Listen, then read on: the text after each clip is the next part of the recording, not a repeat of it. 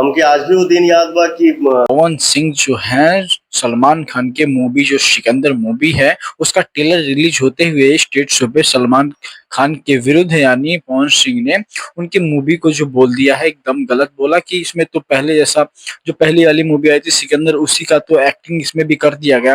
अब वही कहानी इसमें भी दोहरा दी गई है, लेकिन इससे अच्छा तो हमारा भोजपुरी सिनेमा है। इस चीज को देखते हुए सलमान खान का तो अभी कोई रिएक्शन नहीं सामने आया है। बाकी मैं बता दूं इस चीज का बहुत ही ज्यादा मजाक उड़ा दिया गया है भोजपुरी में, जिस चीज से मेरे ख्याल से सलमान खान का अगर ये वीडियो देखते हैं और वो पवन सिंह का वीडियो देख लेते हैं तो काफी ज्यादा ही गुस्सा करेंगे। तो गाइस मैं बता दूं अभी तक हमारे चैनल को सब्सक्राइब नहीं किया तो प्लीज चैनल को सब्सक्राइब कर लीजिए और लाइक जरूर कर दीजिए।